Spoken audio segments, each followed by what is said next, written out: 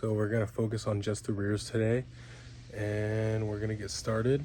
I am gonna do a couple things differently just because I have some different parts that I'm putting on. So I got that dual drill swap that we're doing, and I also have a new trailering arm for the passenger side. So basically, we have the driver's side wheel, and then we have passenger side wheel. With the driver's side, I actually crashed on the driver's side a long time ago when I first got the car. If you can see, my door is not aligned right at all. I've tried messing with it. It overlaps a bit here. I've tried to play with it. I haven't spent too much time on it, to be honest. So like, that's super hard of an open. But we got good clearance here. And then when we go to this side, we have, it's tighter, it's a lot tighter. So this wheel sticks out 10 millimeters from the other side. Trying to think, I'm pretty sure I had replaced that trailering arm already. I think, yeah, I did. So I know that this trailering arm is fine. I think that one's bent out a little bit. I mean, I've been riding like this for 2 years, and when I started getting a lot more wheels, I started to notice that this side was fitting better. But the thing is I didn't like that it was fitting better because the other side doesn't fit better. So that means when I eventually go wider wheels, it's going to be even more of an issue on that arch. So we have to fix that, as well as do the dual drill conversion.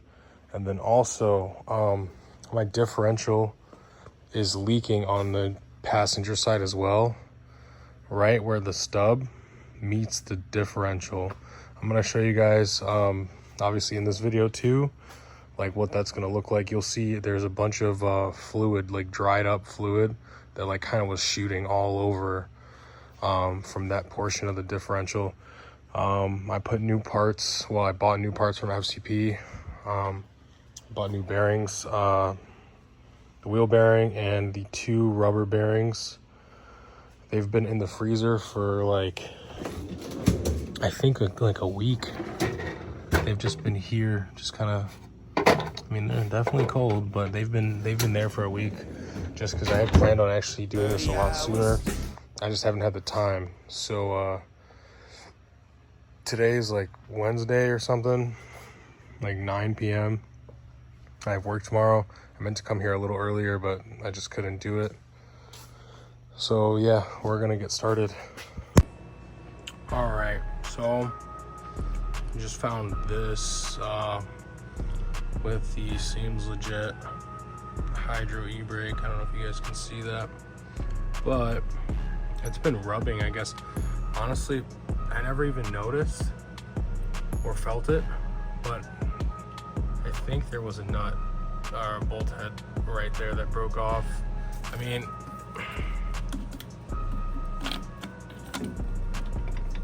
it has play. Not that much play, but it has play. I'm gonna clean it up and take some photos and maybe send it to Mike at Seems Legit, just because it kind of sucks. I don't know why that would be happening, but yeah. All right, so hub is out. Honestly, took way longer than I expected because it was just a fucking pain in the ass. So I was doing like the jaw puller, like on the edges. It was like a 1-2 edge. I had the like third one over there, but I never put the third leg on. So I was doing a mix of doing that, but like it pushes the axle out really easily. So I was pushing the axle like all the way out and then fucking bending it, which made me a little nervous, but I had stopped doing that. And then once that was going on, I was prying it on the edges and hitting it with a hammer, well, a rubber mallet. And it finally gave loose when I put the jaw puller back on it again and like really had it on there. It was like a lot of pressure, but it finally broke loose.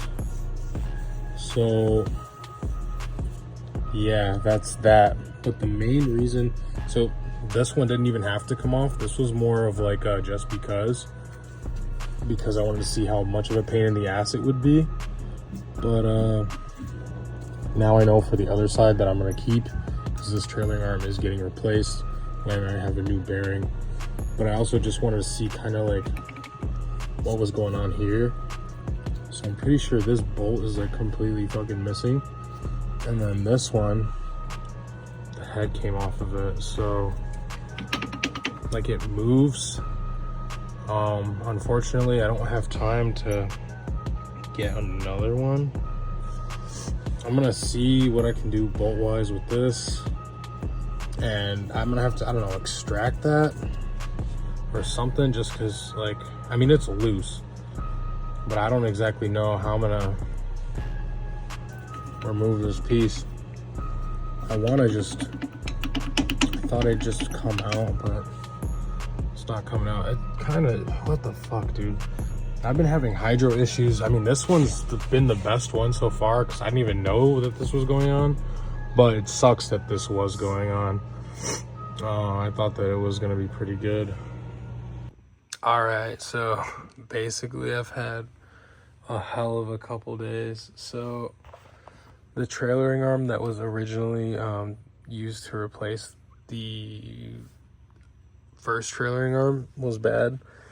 Got another trailering arm and then another trailering arm, but we're using the second one just because I had already put this bearing in and ended up getting the outer sleeve of the wheel bearing out because it was stuck. The snap ring was stuck on this really bad too. Using the poly bushing that came with this one, just because my poly bushing is loose. I don't know why. I don't care either. I just want to get this done. I mean, it is Monday night and we're supposed to drift on the weekend. So yeah, it's crunch time. I ain't really wasting any time. So yeah, pressing a new bearing. Well, we didn't really press it in. I had it in the freezer for a couple days, so I put it in and then we hammered it just kind of along the edges using the old bearing that we had, the old how do I say it, the old sleeve that was in there on the other bearing. And then we put this on a press. It was frozen, like I had put this in the freezer for a couple days. And then yeah, we pressed that in on a hydraulic press, just with this facing down and then just pushing down on the inner race from the other side. So yeah, this is all ready to go. I contacted Mike from Seems Legit and he sent me another bracket, so there it is. And I did test my rotor on it and it's already starting to mark, but I don't even care. I will figure out that situation some other time. And yeah, so I'm gonna put this back in, but I think I'm gonna put the axle in first. That one right there. I think I'm gonna put the axle in first, just because it was kind of a pain in the ass pulling it out, just because I didn't drop this all the way. So I think I'm just gonna shoot it through there and then put it all together with this at the end. So yeah. So this is also how we had removed that sleeve. One of the guys upstairs helped me out. His name is Gordo, older Polish guy. He welded here, and then he just went at it with an air hammer, because I was going at it on the edge, or like you see that lip right there. I was going at it on that lip, but he got it out, and then we actually used this to put the other one in. So that's done. And this is what the other side's been looking like. So as you can see, the outer race of this bearing has come out with the old bearing. All right, so this is day 3 of trying to do dual jolt hubs. And here's basically where we're at. The other side that I replaced the trailering arm on is all set. But we're running into an issue on the other side. So this side just needs. All right, so here's my driver's side arm out of the vehicle. I just pulled out the hub, or not the hub, sorry, the wheel bearing, just cleaned up the surface. Wheel bearing's currently in the freezer. Shout out Northside Imports. It's a local company that has a bunch of BMW parts. It's actually, I think, my first time using them. But they just had it in stock. $36 for a wheel bearing. Compared to like Napa, it's $80. And this is an OE part, so should be good. It actually matches the other side that I put in. So yeah, I'm about to put that in. So here's the bearing, fresh out of the freezer. Here's my old bearing. And I'm just gonna kind of put it on top here on the race and just tap it with a hammer just around to get it in. All right, so the bearing is in. I just used the outer race of one of the old bearings and just hit around the outer race the entire time and brought it all the way in. So now it's just snap ring and then hub goes in and then back on the car. So yeah. All right, so there you go. Hub and bearing are in.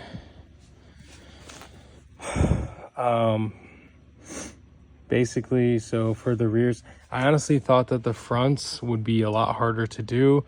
Turns out that the rears are. So when you do the rears, definitely recommend having a press and actually removing these parts because it makes it a lot easier. I didn't want to remove this trailering arm, but I had to just because we ended up replacing this bearing as well. And then obviously new hub. But, well, I guess with the bearing, you don't need to use a press. I just threw that in the freezer for about an hour. And then, like I said, I hammered around it. But the hub, for sure, use a press. And yeah, so now we're good. And I can throw this back together and put it back in the car. And then it will be a car again. So let's go. Here's a better look at what the car's looking like right now. I only have one skirt on because only one skirt is at my shop. The other skirt is at my house. That is the one that was broken. So we're looking okay. Unfortunately, we don't have a skirt on this side, at least not until tomorrow or the next day.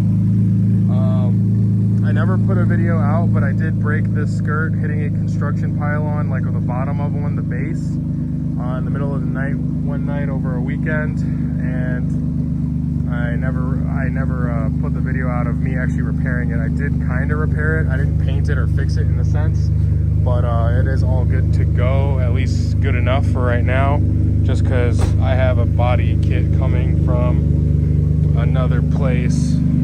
So that's gonna be like the V2 version of this car. But I'm super happy with the 3-piece wheels. Love the way they look. I mean, it could use a spacer in the rear, but the front, top dog.